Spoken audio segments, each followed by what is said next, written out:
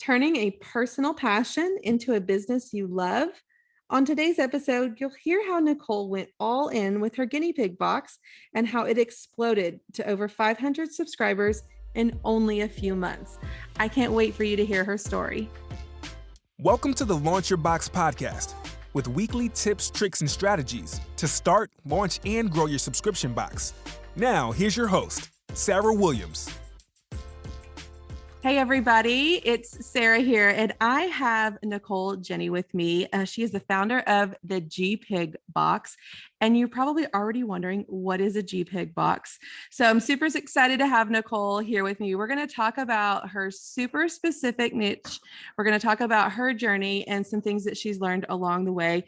Nicole, welcome to the podcast. Why don't you just introduce yourself, and let's talk about what a GPig Box really is. Hey everyone. Thanks for having me here, Sarah. I'm Nicole. I'm the founder of GPig Box, and a GPig Box is a subscription box for guinea pig owners. So new owners, experienced owners, everybody who loves all things guinea pigs. We've put it into a box, we've spoiled your pigs, and we've also included things for yourself. So it caters to guinea pigs and humans. So I'm not even going to front like I knew what a guinea pig was before you had joined Launch Your Box, but I totally had to Google it because I was like, what is this thing? I was thinking it was like a hamster, but it's like 10 times cuter than a hamster, right? So it's super niche. So I want to talk about, let's just tell them about your journey of why you selected the guinea pigs to be your box and, how this has all come about. So why don't you tell them your story? Sure. Well, I had guinea pigs growing up, and they've always been like a sweet little pastime memory of mine. And as an adult, I've kind of been in the pet space for the last 15 years. My first job out of college was working for a dog product company where I was designing some products and doing graphic design there. And I kind of broke away from that company. I started my own thing, and I've been in the pet space for quite a while. And recently in the pandemic, just like a crazy turn of events, my grandmother became very ill very quickly, and we lost her due to COVID-19. And I guess when I was going through grief, I was finding some happiness with animals. I have always been connected to them. They've always been a part of my life and my career. And I was kind of finding myself following these cute little social media, profiles with guinea pigs and rabbits and things like that. And I found myself at the pet store one day, just like staring at the guinea pigs. And I felt like I really, connected with them and felt purpose. I know that sounds sort of crazy, but I ended up rescuing two in the height of the pandemic, Ginny and Pidge. And they are sisters. They came from kind of a neglect situation, so they needed some care, and it really helped me kind of get through the grief and find some purpose. And it started to sort of fetch pet products. So we looked at kind of what was going on in the pet space and in the small animal space in particular, and there really weren't options for subscription boxes or vendors that made too many products for small animals. So we kind of researched that. We looked at some audiences in Facebook and social media, and we felt like there really could be a presence for a box. And with my experience in graphic design and website making, I kind of quickly threw together a platform on Shopify to offer this box for sale. We curated just, a month or two of boxes, got some inventory here, and started selling, and it just blew up. And we couldn't be happier that there are other people out there like us who, at 30 something years old, love their guinea pigs as much as we do. So. Well, I think that's the fun part. And listeners, you can't see this like I can, but her guinea pigs are behind her on this little dresser. They have this sweet little setup back there, and they're running back and forth as she's talking about them. So I'm watching Ginny and Pidge as I'm talking with Nicole. But let's just back this up just a little bit before we get into all the stuff, because when you talk about, a 30-year-old that loves guinea pigs, but this is really for anyone that loves guinea pigs. Yes. So we talk about going super specific into our niche and really knowing what that customer is like. And your customer could be 10 years old, they could be 70 years old, but there's one very specific thing about them, and they love their guinea pigs. And so And you really see this across the pet industry. Someone that loves their pets wants to have something for them. They love going shopping for their pets. They love having treats and gifts and fun new things for their pets. But you really couldn't find that in the guinea pig space when you started, right? Like that's where this all came about, was that you couldn't find what you were looking for the guinea pig. So you thought, let me create that, right? Yes, yes. There was one company in particular that is overseas in the UK, and there's a very, very large following of guinea pigs in the UK, very popular over there. But with customs and importing, it was very expensive, and it didn't seem like it was at the right price point for the box. Plus, I think there was a missed opportunity to cater to the owners because the stuff that was in that box was only for the guinea pigs. So we decided that let's try this. Let's cater to the people who own them. And it just kind of by happenstance reached a very large, broad audience because I think going into it, we thought parents would be buying this for their kids or people of a younger age would be buying it. And we were really surprised to see, after looking at all the data and the analytics, that it's a larger generation of people that are over 30, over 40, who don't have kids anymore, just have guinea pigs, rescue guinea pigs. And we've even had customers, they've been wonderful because they reach out to us and they tell us where they need to see something. So they've been giving us a lot of feedback. And when we first started, we offered one type of box and we got all this feedback that people wanted double the stuff and they wanted more. So we created a whole other box and another line for them. And that's been just as successful. So it is really interesting to know that maybe you think you know your audience going into what you're doing, but then your audience comes out of the woodwork and it's something completely different than what you expected. So that's been fun. They really tell you what they want from you, right? And I Yeah. think that's where we get tripped up in our minds a lot of times, is that we think they want or need a certain thing, but that's not always the case. And so if we can open our minds and really listen to our customers, it just helps us grow that much more. So I know that when I was looking at your social media, and this is what surprises me, the most when I look at Launch Your Box members and the amount of subscriptions that they're doing. Your social media is new. Like you started all of this Yes. really in December. So we're in April right now as we're talking. So just a few months ago, your social media has about 1,000 followers. What would you say your email list, how many people you have on your email list? Oh, that's a great question. I know we have over 1,500. Okay. So you have about the same amount of followers as on your email list, but you have now within 4 months, almost 400 monthly subscribers, right? We have more. More I than think 400. we've just surpassed 500 as of yesterday. Oh my goodness. And I just, I want people to understand that you don't have to have these big, huge audiences, right? Like you No. don't have to have these huge audiences. You just have to have the right audience. And I think that you've done that in a way that really just speaks to your customer. I've seen it in your box inserts. So the way that you have your box inserts, like you're speaking to, can you describe those for someone listening? Like it's the language you use on your box inserts that just made me smile. So tell us about those. We're all about puns here in the house. So we tried to figure out how many like puns we can use for guinea pigs. So we have things on our marketing that says it's gonna be a good day, or our tagline is hey there, Hay, as in like Timothy Hay, what they eat. So these cards that come in the boxes when they first open the box says hey there in really big letters. And then we have a QR code that they scan to see what's in every month's box. But when we start our chats or any of our emails, we say hey there. And when we sign them, we say it's gonna be a good day. So it's just kind of like those little niche things that people don't expect from us, and then they hear from us and they get a chuckle out of just some of the punny humor that we use. And I've seen them on your social media too. So you're using the same thing with your box inserts. You're just tying it all together. You're talking about your emails. I've seen it on your social media, and then you have it in the box insert. So they're really getting a complete experience when they come into your world from all of your marketing efforts. And I just think it's super, super awesome. So Thank you. Congratulations. And I know we kind of went very quickly through the process of getting started, but let's backtrack a little bit. So you had the idea, you were researching what you could do and what they needed, and then you decided, I'm going to start a subscription box. Mhm. And you decided that in December. Is that correct? Yeah, December? late December. Mhm. Okay.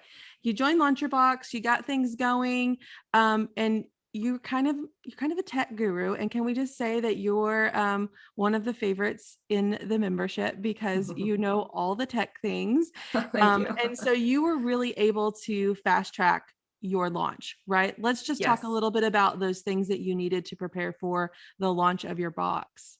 Yes. So I joined LauncherBox in late December, and I gathered as much information as I could to kind of get it to the place where I could launch it. And like you said, I kind of have perhaps an advantage to most because I understand how the back end of all of this tech works. But I decided to go with a Shopify platform because it was just the quickest way I could set up with a template, list some products, and get selling. And then using an app like Bold Subscriptions would help with the renewal process of the boxes. But by researching my market and knowing who I had to get to, researching all the processes really of fulfillment is what I really dove into, because that was something that was new to me. And as we had mentioned before, you and I do those things a little differently. Mhm. And we've had to kind of phase one and phase two in terms of our fulfillment process and how we're working with that and our number of subscribers. So we've had to look at third-party fulfillment options like ShipStation and get used to how that works and get that all in place before we launch. So there was a lot of research to be done in a very short amount of time to understand how all of that tech integrates. But it's been a really fun process, and I learned something new every day. So you launched in January then, once you had all the tech Yes. pieces together, you launched in January. And how many subscribers did you have right out of the gate in January? On day one, we got one order. One order. Okay. It starts with one, right? I tell everybody it starts with one. Started with one, then it went to 5, 5, 4, 9, 12, 9, 12, 9, 7.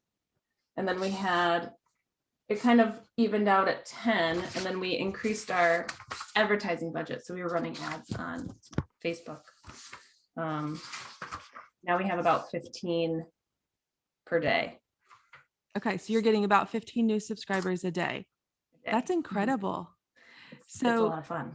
you started with, and let's talk about the payment versus fulfillment aspect. Now, are you fulfilling these from your home? Do you have a warehouse? Do you have a location that you're fulfilling? How are you doing the fulfillment, or how are you doing it in the beginning? And then let's talk about how that's transitioned. Yes. So we did the fulfillment out of the house. We're currently doing it out of the house. Next month we will transition to a warehouse. But the fulfillment process was sort of a 6-week prepayment. So when a customer goes and purchases their first box, they have to wait until the 15th of the next month for fulfillment. We did this because we wanted to make sure we had no waste. So we didn't want to order too much inventory. And we really didn't know what our numbers would be the first few months. So we had people pre-order. The cutoff day was the 1st of the month. So if they ordered February, the cutoff day was March 1st. And then their first box would ship the 15th. So that would allow us kind of a 2-week buffer period to order everything we needed in order to fulfill all of those orders. And then it would repeat for the next month. So we did that for about 3 months, and that's where we're at right now, with the about 450 boxes that are going out this month. And they were fulfilled from my house, and we've quickly grown out of that space. So we are getting a warehouse for May, but our subscription renewal is kind of changing. We're not cutting off at the 1st of the month anymore, and we're changing that. So let's talk a little bit about that, because I think it's important for listeners to understand that you've got to do what works for you. And so what works for me and some things that I teach doesn't always work for everyone. And that's the beauty of having a group like ours, is that you learn what other people are doing and you just you tweak it and you make it work for you. So for you, packing and shipping 400 to 500 boxes at a time in your home is not ideal. If you could spread that out and pack and ship a little each week, it doesn't feel as overwhelming. It doesn't take over your whole space. So for you, you decided that instead of pushing all the payments onto one day and then doing fulfillment from that one day, would you let them, when they signed up, that's when their payment would hit every month? And so then you were just fulfilling orders that had come through all along the month as they are processing. Is that what changed for you? Yes, that's what's changing for us. So previously, like you said, they'd renew on the 1st, and now we have 500 boxes that we have to fulfill in 2 weeks, which is not a sustainable way to do business, especially with fulfillment. So we've decided starting May 2nd, that's when the next month rolls over.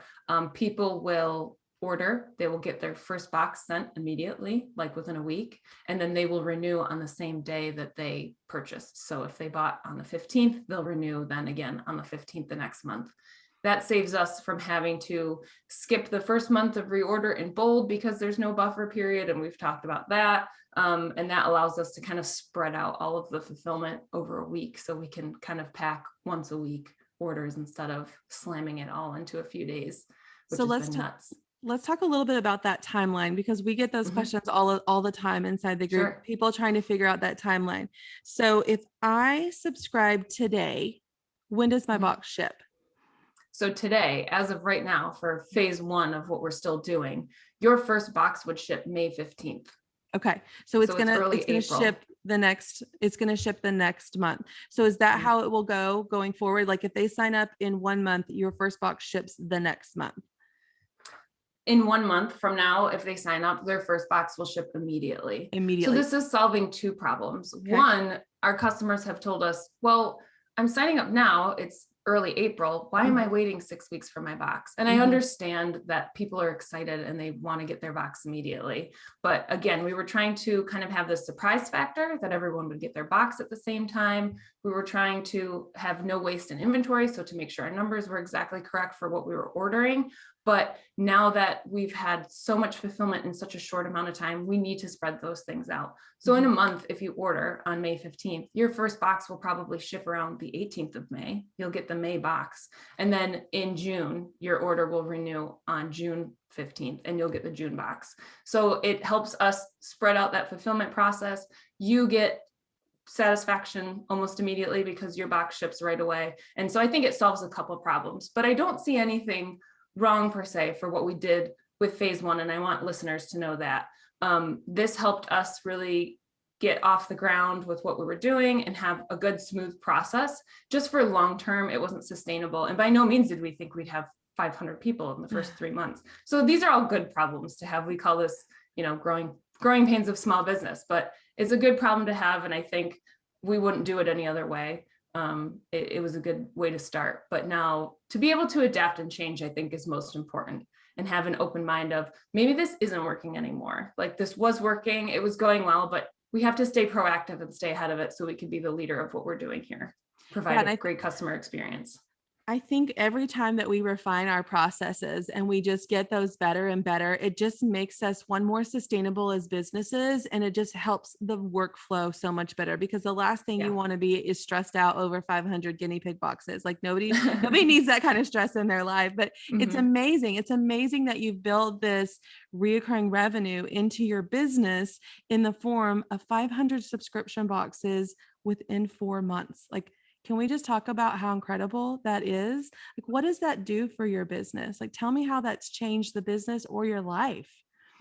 Yeah. Well, I think first I have to send a big thank you to you, because I wouldn't even know where to start without the course. So this wouldn't have been even a thought in my mind unless I got that Facebook ad that said, learn how to make a subscription box. I was like, guinea pigs, subscription box. Maybe there's something here. What a hobby post-holiday. Let's see what's going on. So first of all, big thank you to you for that, because I would have never had the thought to do it. But it's really helped our business. As I said, we're a pet product company. We design and manufacture, mostly previous to this, dog products. And the dog product space is flooded with great brands, and it's very hard to compete kind of with what's out there. You really have to be different. You really have to be niche. And we offer products like inside out dog toys and things that just haven't been created yet. But we don't have the clout of these big businesses. So sometimes it's hard to reach a large audience. I actually think GPigBox.com helped us recently get into Petco, which is really exciting for us. So Fetch was kind of on the back burner for me. It was just kind of doing its thing, floating around, at a plateau post-holiday. And with this new pivot or offering, I think we're getting a lot more traffic to our parent company, which is really exciting. So for me personally, it's been so fulfilling because I love Ginny and Pidge and I love what I do in the pet space. And this is new and exciting. But overall, I think it's helped my business grow as a whole. I mean, I think we're up 30% in revenue for just the first quarter. And let's just celebrate, because I didn't know that you got into Petco. I didn't know that. So I just found out yesterday. Can you just share that in the group? Because I know that so many of them would love to celebrate with you. And that's a big deal, Nicole. That's a big deal. It's exciting. Yeah. Wow. So I hope, if you're listening, that you got lots of good nuggets out of Nicole's journey here. And here's the thing. Don't be afraid to start. Find something you're passionate about, right, Nicole? Like really go all in with something you're passionate about. Yes. Work through the hard things. For Nicole, it was figuring out the payment fulfillment situation and how that's going to work for her. And so figuring out what works for your business is super important. And Nicole, what advice would you give to anyone listening that is maybe just starting out? They're maybe sitting there thinking they're ready to start their subscription box, but they just haven't taken that leap yet. What advice would you give for them? Start. Just start.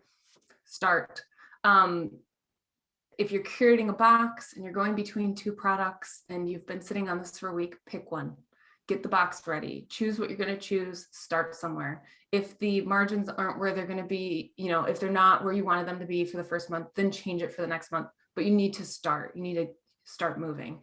I think with tech, if you want something that's simple and easy and to get off the ground to just start selling, pick a platform like Shopify that's all kind of done for you. Get it going.